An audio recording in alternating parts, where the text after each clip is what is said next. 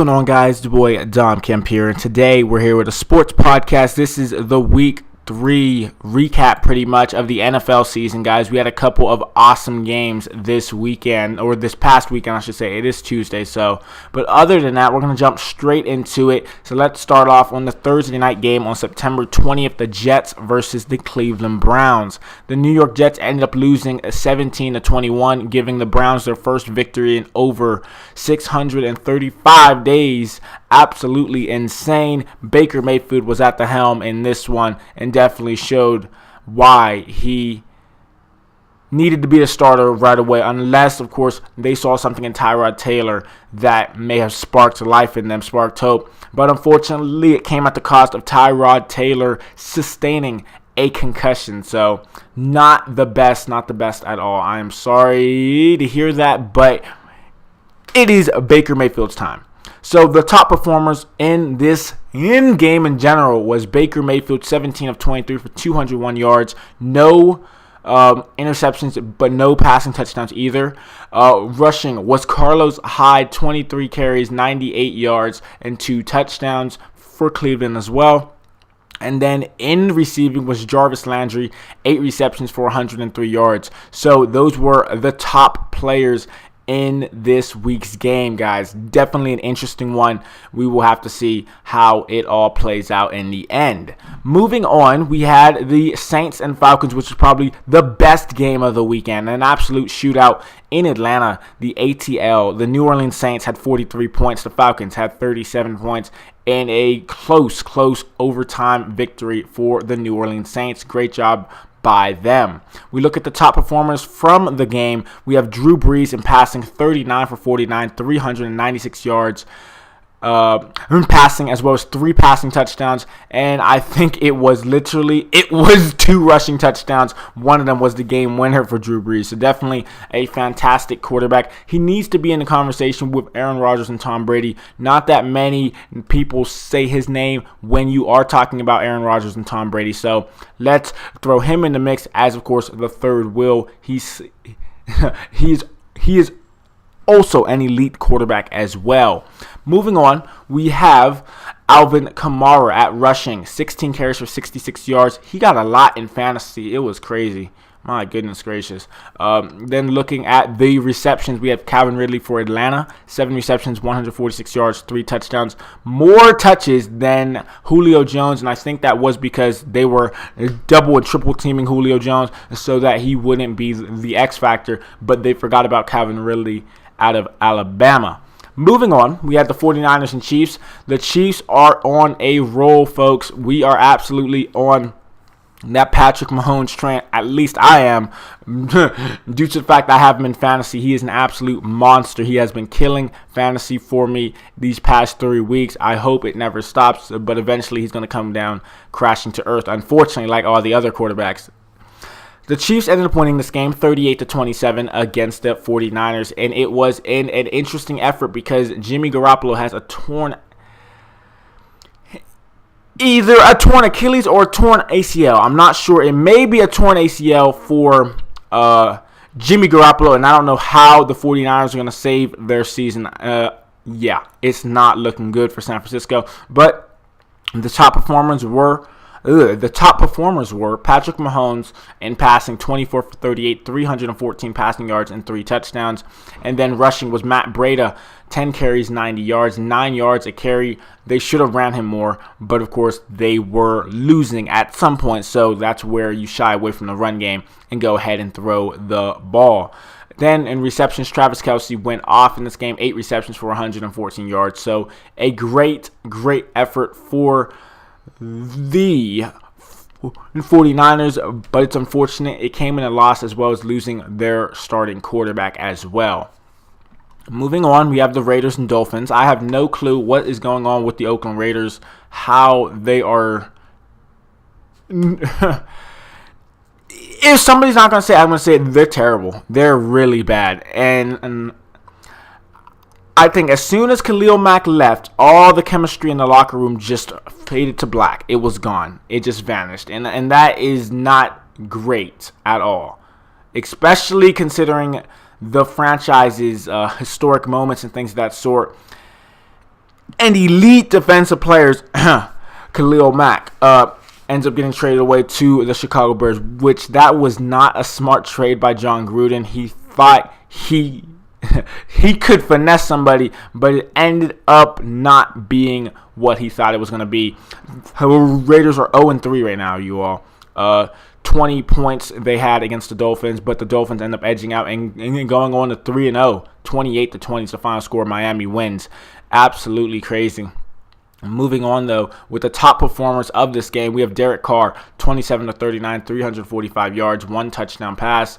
Rushing was Marshawn Lynch, a.k.a. Beast Mode, 19 carries, 64 yards, and a touchdown. And receptions was Jordy Nelson, 6 receptions, 173 yards, and a touchdown. So, yes, all Raider players up there, but the defense let up 7 in the second, 7 in the third, and 14 in the fourth quarter.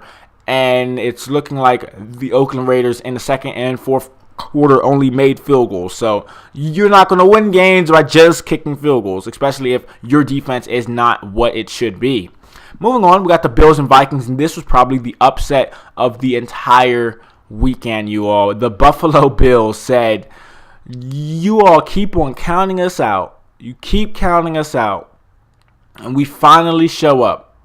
Buffalo Bills have Josh Allen at the helm, 27-6 against the Minnesota Vikings. Absolutely crazy. 17 points in the first quarter for Buffalo, 10 in the second. Minnesota just could not score. 0 in the first, 0 in the second, 0 in the third, and 6 points in the fourth quarter, which it was probably field goals at that point. What's the point? What's the point? Wow, that is not a good situation for Minnesota. And I think that Minnesota played down to their competition in the Buffalo Bills. So that will not happen again. I believe anyway. That will not happen again. And Kirk Cousins had a lot of turnovers as well in this game. His passing, he passed it all over the shop. 40 for 55, 296 through the air, 1 touchdown pass, and a couple fumbles on his part. Rushing was Chris Ivory for the Buffalo Bills, 20 carries, 56 yards. Then for the receptions for the Minnesota Vikings, Adam Thielen, 14 receptions, 105 yards. But that has to be the upset of the weekend. Absolutely crazy in the sense that Buffalo was looking like trash, and they win. Yes, and they win against the Minnesota Vikings. Absolutely crazy. Moving on, we had the Colts and Eagles. A good game here with Carson Wentz returning to the Eagles roster. 20-16 was the final score. Eagles edge out a victory.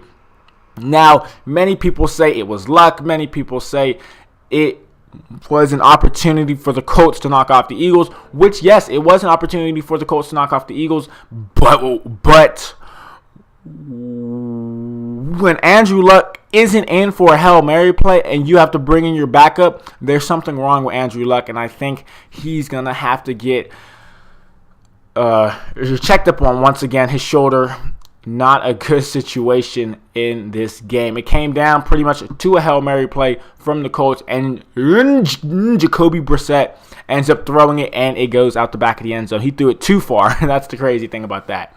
So 2016 is the final score. The top performers in this game was Carson Wentz, 25 for 37, 255 passing yards, and a touchdown. We look at the rushing. Wendell Smallwood, since Jay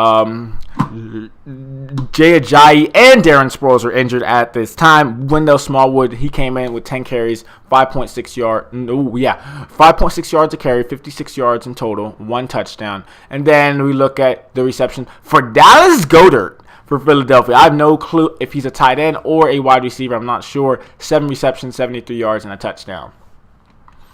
Moving on, another interesting game.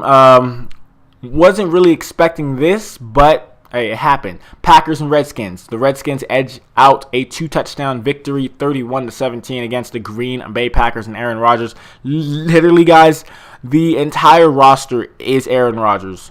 There's no one else on that team with the exception of Clay Matthews, and he's been getting called for a lot of roughing the passer calls, and yeah, not a good situation for Clay Matthews on defense. But literally, that is like the only player I can name on the defense for the Green Bay Packers. Not an elite team at all. If they didn't have Aaron Rodgers, they most likely would be 0-3 right now. Aaron Rodgers was the top passing performer this week for the Packers in this game. 27 for 44, 265 passing yards, 2 touchdowns. Adrian Peterson ran all over the Green Bay Packers defense. 19 carries, 120 yards, and 2 touchdowns. And receptions, Geronimo Allison for Green Bay. 2 receptions, 76 yards, 1 touchdown. So most of those were bombed straight down the field by Aaron Rodgers and his big arm. Moving on, we had the Bengals and Panthers. The Bengals lose to the Panthers in this one, 31-21. Cam Newton had a pretty good running game. He was running around, sliding and all that fun stuff. So it was a good game here for the Carolina Panthers. Andy Dalton was the top passing performer in this game, 29 for 46, 352 through the air, 2 touchdown passes. Then we look at Christian McCaffrey. You don't expect this from an outside running back. He's not in between the tackles most of the time anyway. 28 carries, 184 yards for Christian McCaffrey. Good game for him for the Carolina Panthers. Receptions, we got Tyler Boyd for Cincinnati. Not A.J. Green, I'm surprised. 6 receptions for 132 yards and a touchdown for Tyler Boyd in Cincinnati. Guys, it's interesting because if the Cincinnati Bengals can play the Panthers tough, they can most likely play anybody tough, especially because the Panthers' defense is pretty much in full force nowadays. We shall see. But just an interesting game that happened next up, guys. The Titans and Jaguars. I was not expecting this low-scoring affair, but then again, both of them have pretty good defenses. So 9-6 was the final score, and Tennessee ends up beating the Jaguars in this one. Top performers were Blake Bortles, 21 of 34, 155 passing yards. Rushing was Derrick Henry for the Tennessee Titans, 18 carries, 57 yards. And receptions was T.J. Yeldon for the Jacksonville Jaguars, 6 receptions for 46 yards. Not that much to talk about in this game, with the exception of just field goal after field goal after field goal. Yeah, not an entertaining game. It was just an interesting game, I would say. We go to the Broncos and the Ravens. The Ravens get a victory 27-14 against the Denver Broncos at home. And in this one, it was an interesting game. Lots of mistakes made by the Broncos offense, that is for sure. And after the first quarter, the Broncos didn't score a single point. So that's why they only ended up with 14. The top performance in this one, pretty much all Baltimore Ravens players. Joe Flacco, 25 of 40, 277 yards and a touchdown. Rushing was Alex Collins, 18 carries, 68 yards and a touchdown. And receptions was John Brown, 5 receptions and 86 yards. So definitely an interesting game from the Ravens. And I think that the Ravens are going to be interesting going forward, because they do have a pretty decent defense now, and offense, it's just starting to click. So we shall see what the Ravens do in that conference with the Browns, the Steelers, and the Bengals. Moving on, we have the Giants and Texans. The New York Giants get their first victory in this season against a Texans team that is healthy. It's a healthy team. It's a healthy Texans team. And when I say healthy, I'm saying on defense. J.J. Watt, Clowney, what is going on? What is going on with the Texans? I do not understand. But here's what happened. So the top performers were Deshaun Watson, 24 for 40, 385 yards, 2 touchdowns. So it doesn't seem like his fault. The top rushing was for the Giants, Saquon Barkley, 17 carries, 82 yards, and a touchdown. But receptions was Odell Beckham Jr., which you expect, 9 receptions, 109 yards. So what's going on with the Texans? I am not sure at all. 27-22 is the final score, and the Giants get their first victory of the season. Moving on, we have the Chargers and Rams. Chargers and Rams right here. The Chargers lose to the Rams in this one, and the Rams advance to 3-0. Top performers of this game was Jared Goff in passing, 29 for 36, 354 passing yards, and 3 touchdowns. Rushing was Todd Gurley, 23 carries, 105 yards, and a touchdown. Reception was Robert Woods, 10 receptions, 104 yards, and 2 touchdowns. So the LA Rams absolutely put on a clinic against the LA Chargers due to the fact that the LA Chargers are missing a few key pieces on defense. And it's interesting that both of them are LA teams, and they battled it out at the StubHub Center, I think it was. Very interesting. Moving on, we have the Chicago Bears and the Cardinals. This was an interesting game because Mitchell Trubisky, he is not a good quarterback. He cannot finish games properly. And pretty much it had to be saved by the defense. And the Chicago Bears defense is good, very good, especially when you add on Khalil Mack. They have Danny Trevathan, Khalil Mack, as well as, of course, Roquan Smith. That linebacker core is insane, and it should be interesting seeing what else they could do this season. The Bears advanced to 2-1 with a victory over the Cardinals. The Cardinals dropped down to 0-3, and I don't know what's going on with them. They only scored in the first quarter, and after that, they did not score at all.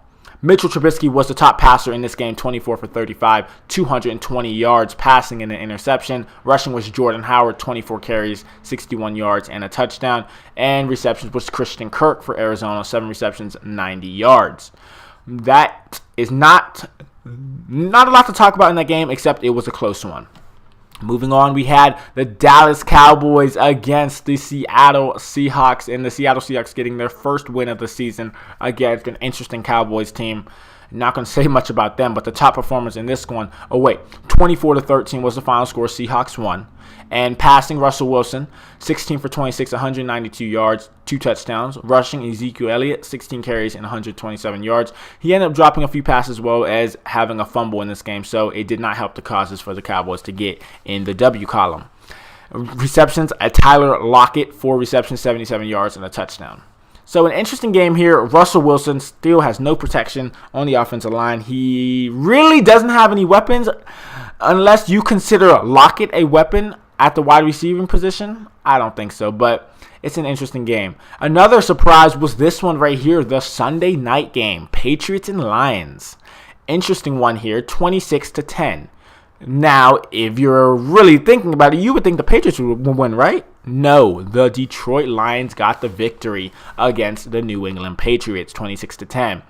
And I don't know what's going on with the Patriots right now, but I think they're going to get the ship right unless Tom Brady ends up throwing picks like he did in this one.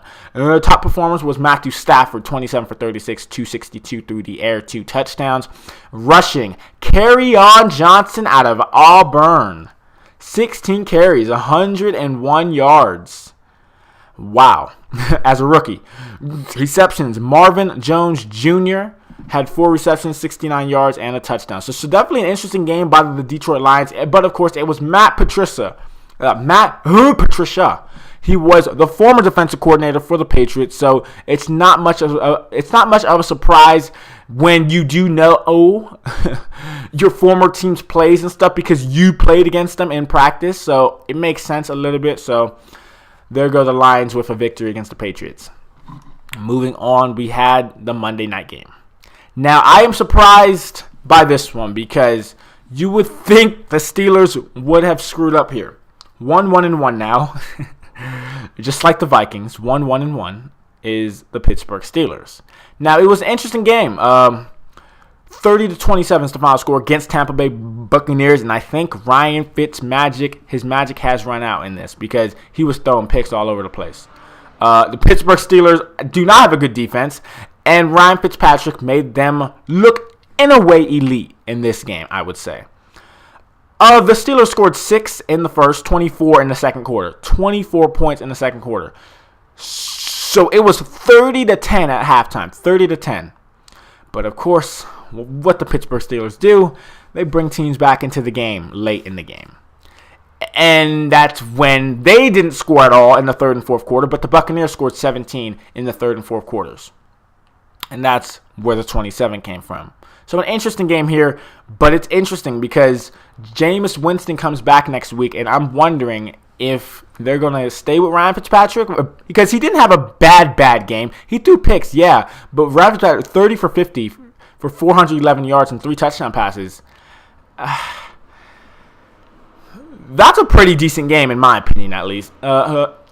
Even though he threw about maybe 3 or 4 picks in this game, it's okay. He's still here. Pretty much, he steadied the ship. How about that? He steadied the ship. And James Conner in rushing was leading 15 carries, 61 yards. And Mike Evans in receptions was leading 6 receptions, 137 yards. Most of them were bombs, my goodness gracious.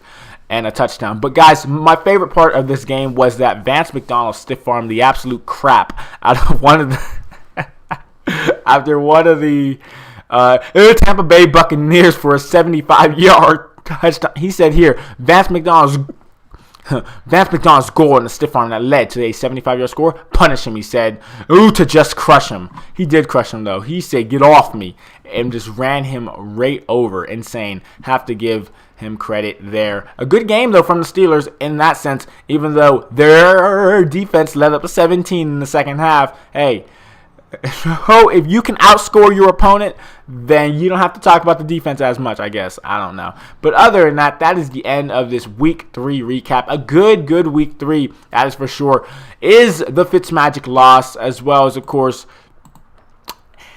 an upset in Minnesota. Playing down to your opponent is not healthy at all, because you will end up losing those games that you should be winning. Minnesota, that's on you. Other than that, thank you so much for listening to this podcast. Like and subscribe, and I will talk to you guys later. Peace, guys.